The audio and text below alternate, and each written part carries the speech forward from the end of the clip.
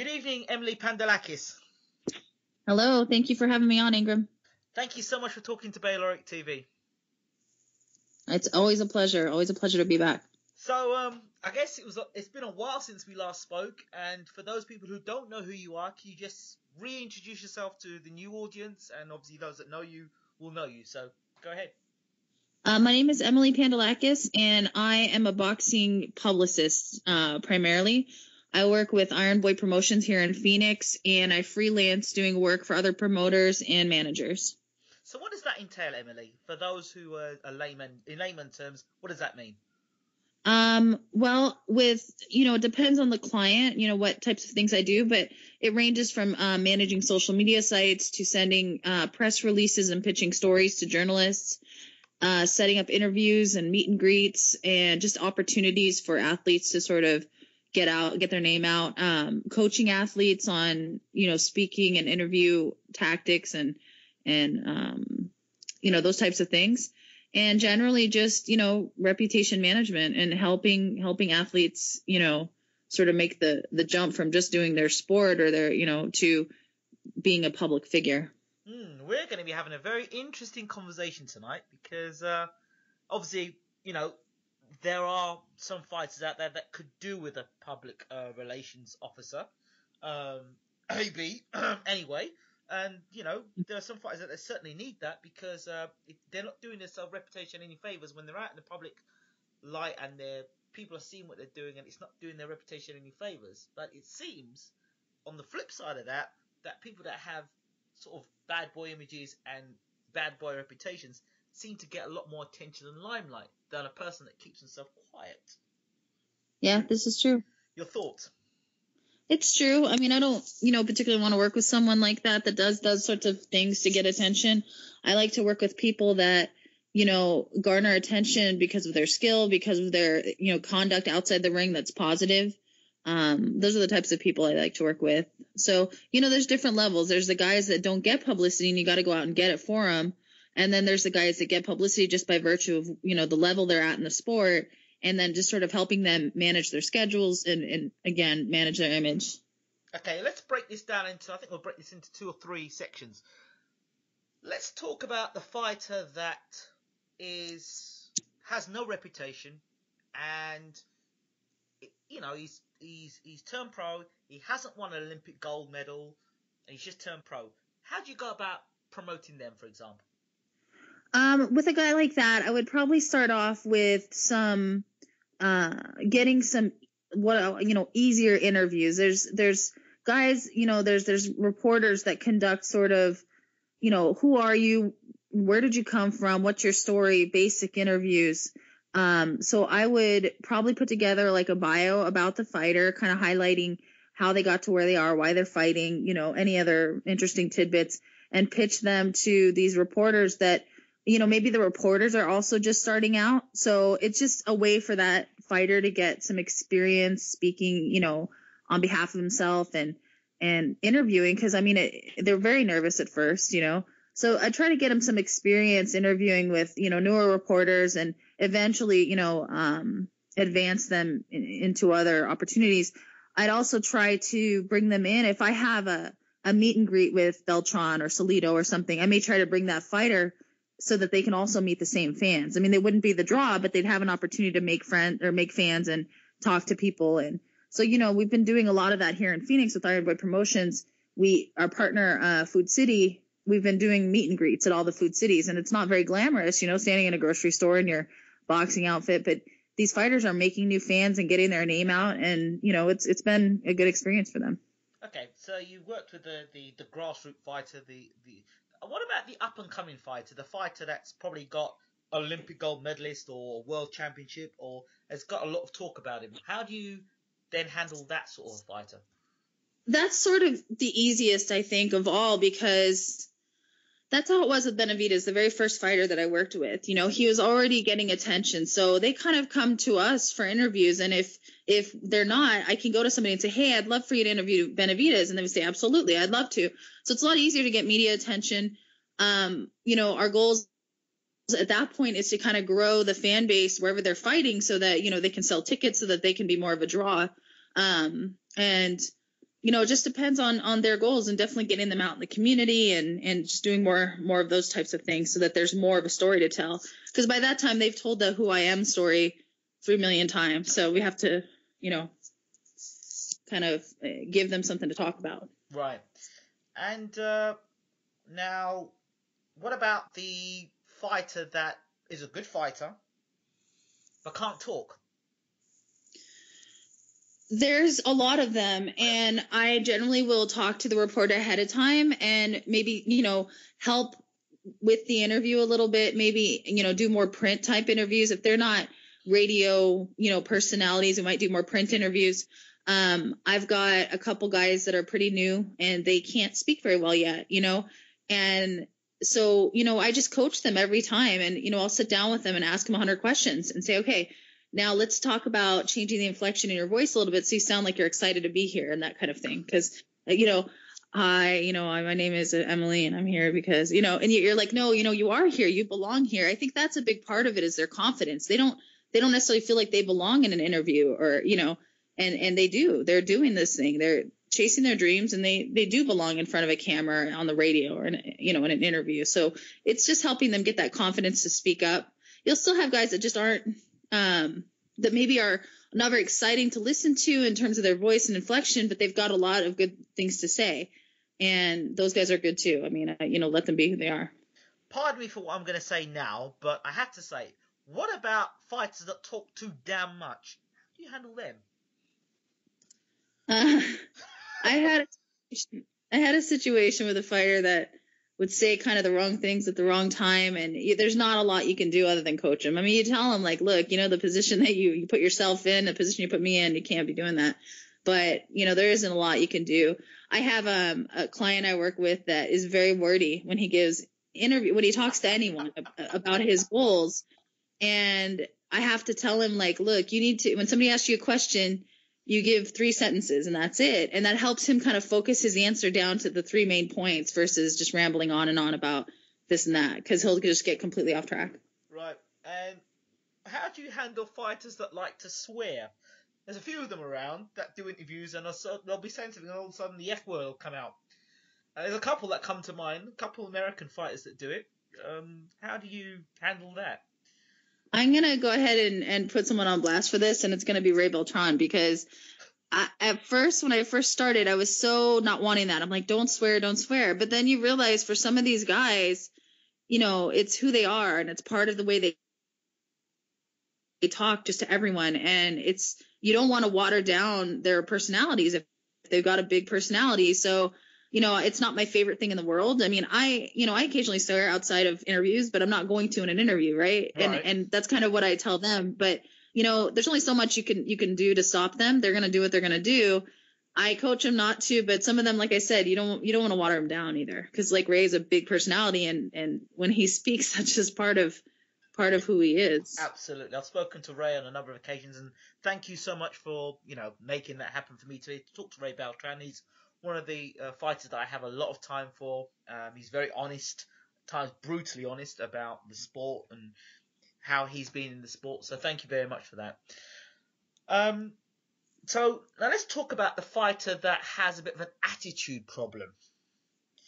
How do you handle them? And they're paying you good money as well.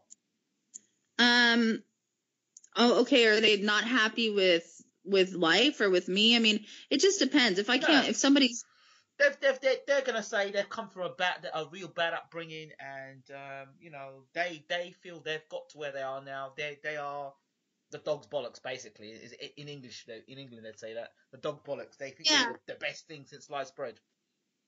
Again, I think, like you said before, you need people like that. You need different personalities in the sport. So I'm not going to water them down. I mean, if that's who they're going to be, that's who they're going to be. If I feel that, occasionally I'll have somebody that has maybe an unrealistic view of where they really stand in the sport, and you got to kind of deal with that. But it's mostly just about encouraging them to be cognizant that the fans, pay their salary essentially. So to be very grateful for that, and to express that you're grateful for that.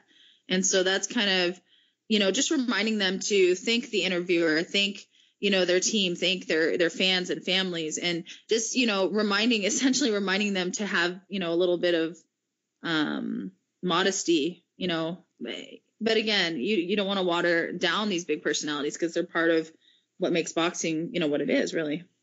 So one of my gripes that I have with, I won't say boxing publicists, but these people that are involved in boxing that A, don't know much about the sport, and B, they like to be gatekeepers. They block you from doing interviews with certain fighters, even though those fighters need those interviews because that builds their personality up. And some of them don't have the personality, but yet these people are blocking and doing more damage than good. How do you stop yourself from being one of those sort of gatekeepers and having the fine line between protecting your fighter and allowing your fighter to, have access to as much media attention as possible? Well, there are managers that are of the mind, like, there isn't an impact, except unless it's ESPN, unless it's this or that, this site or that site. And what I'll say to that is these kids, though, they need the experience. It's good to have them interview with the smaller publications and websites because it gets them experience, if nothing else. Let's say you believe that they get zero exposure from that. I have a manager that's always worried about watering down his product, basically making it so everybody has access. And I don't know if that's necessarily what you want to do, right. But I think it's important for these guys to get some experience interviewing before they hit ESPN or before they're on television, on a podium having to speak, because they're not as used to that, especially, the guys that didn't go through the Olympics and those types of things where you're doing it all the time. Right. Go ahead. No. So, it's just, you just have to balance it. There's certain fighters that really prefer not to interview unless it's, this or that. And I have to respect that as well. So it just depends on the fighter. And usually the way it usually works, and I don't work at the, upper echelon, I'm not with Floyd or Manny or any of that. So we're talking, the, less known fighters. And what'll happen is I'll have somebody contact me and say, Emily, do you have anybody fighting soon that I can get on? And what I'll do, like, we have, Iron Boy 15 coming on Saturday, and I had someone reach out to me and say, who do you want me to interview? Well, I gave him, somebody that I know is a great interview because he's, very outspoken and fun to interview. And then I gave him someone else that's kind of new and really doesn't interview well, so he could get that experience. So I kind of pick and choose depending on the interviewer and but it isn't I usually don't turn down interview requests unless there's a really, really good reason. Right. Okay. I can understand that. So tell us more about Iron Boy. Iron Boy is a promotional company based out of Phoenix. Right. We're on our 14th show on Saturday. This is our second show with Top Rank. We're co-promoting with Top Rank, and the fight will be televised on Unimas. So that was kind of a big step for us. And, it's really a solid company. It's the only one that's put on consistent shows here every couple months for like 2-3 years. The promoter's a great guy. He really believes in Arizona, believes in boxing, and just really does all the right things. I watched, so I've had the pleasure of watching quite a few of the Iron Boy fights. And I have to say they're good quality matchups. And one of the fighters, obviously, that, again, through you, Carlos Castro, saw him fighting and doing very well for himself. How is Carlos, by the way?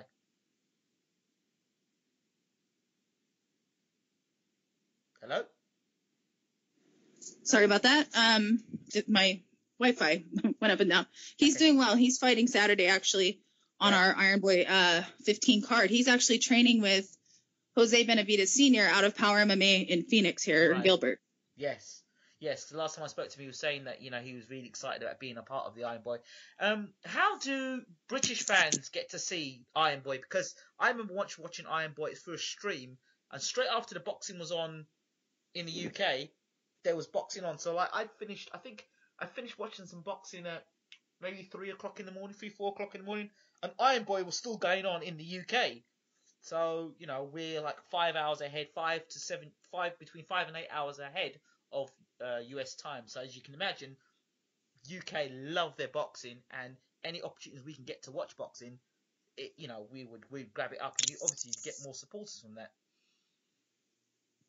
Yeah, up until this last fight, we had streamed all of our cards online for free. Right. We had our own production crew, and we did that. now that they're televised on Unimas, I'm not sure. Do you guys I don't know if you get that channel or are able to watch. Probably get it on stream. Yeah. We hope to start doing production of the undercard again and doing our own streaming, but we're just kind of new working with Top Rank. We want to make sure that we get everything right with them, and then we can get back into doing that. Okay, excellent. So, Emily, talk to us about some of the fighters you've got or you're working with at the moment. The main fighters that I'm working with are just the guys that I've always worked with, really. Benavidez family, Joel De La Hoya's fighter, so Diego De La Hoya, and Francisco Vargas, who just beat Juan Manuel Lopez. Right. And then, of course, the Iron Boy fighters. And I'm also working with Cameron Duncan, so he's got a few guys that I'm doing publicity for as well. Right, so Cameron Duncan, for us in the UK who don't know who Cameron Duncan is, who's Cameron Duncan? He's a manager based here in the States, in Vegas. Right. And he is the manager of, many top-level fighters. Brandon Rios, Nuno Donaire, Jesse Vargas, Terrence Crawford, Matt Korobov. I mean, he's got, tons of fighters. So he worked with a lot of guys, and he has a very long history of making world champions. He was Tapia's manager, Kelly Pavlik. Wow. Yeah. So he's a big enough name in the sport. Yeah, for sure. So how's that? How now you're working with him? What does that do for you now as a boxing publicist? Does that get you more out there, or obviously gets you more work? But what happens now working with these type of guys? Honestly, I'm doing less publicity for him and more just helping him, with whatever he needs, getting equipment for his fighters, more like his assistant. Right. And it doesn't do much, it's just part of what I do now, and I'm just really grateful for the opportunity because every time I talk to him, it's like learning 100 years worth of new boxing history. So he's just such a knowledgeable guy and such a great person. I'm just so grateful to be working with him. With the rise of females being within boxing, not just boxing, fighting, but roles as publicists and doing lots of interviews, how have you as a female found your journey within boxing? Honestly, being a woman probably opens more doors than it closes. Right. It's just because you're a novelty. I mean, I haven't had anybody disrespect me for being a woman or anything like that. I've been treated very well in the sport. Right. And generally it's just, hard work like anything else. I worked for free for a long time, made contacts, just really busted my butt to, be able to do this. And I finally got to move into doing boxing full time this year. So. What would be your advice to anybody who wanted to become involved in boxing in terms of being a publicist and stuff like that? What would you suggest for them to do? To find someone that you can work with and learn from. And again, like I said, I had to work for free for a long time. And I think anybody in the business will tell you the same thing. Just to learn the ropes, get the contacts, and build trust, because it's a very, it's a hard business to break into. So. Right. I would say that, just being respectful and having, those contacts and taking the time and putting in the effort, and, anybody can do it. Now, what's your awareness of the YouTube community, boxing YouTube community? I'm sorry, can you repeat that? Sorry. How much do you know about the boxing YouTube community? Oh, not very much. I mean, you're the main person that I know of. Of course, Boxing Voice does videos and Leave It in the Ring. I'll watch anything that, somebody tweets to me, but I'm not real familiar with all of that. So I know that for me, I think that the boxing community, depending on who you go to, the boxing YouTube community is definitely growing. There's more and more people getting out there with microphones and cameras. How do you deal with this? Do you welcome more people doing interviews and stuff, or is it something you think, whoa, there's too many people here, they need to be all accredited? Yeah, I absolutely welcome it. I think it's great. I think people do need to build credibility, but the way you do that is to get that experience. And if they're hustling and they're out there, I mean, look at Ellie, that guy is a hustler, man. You like him, you don't like him, he's always working. So absolutely. I think, hard work, dedication, as Floyd will say. Yeah, hate to use a Floyd term, but yeah. Yeah, but what he doesn't say is that you need a hell of a lot of skill as well. Yeah, well, of course, and I think well, that's too.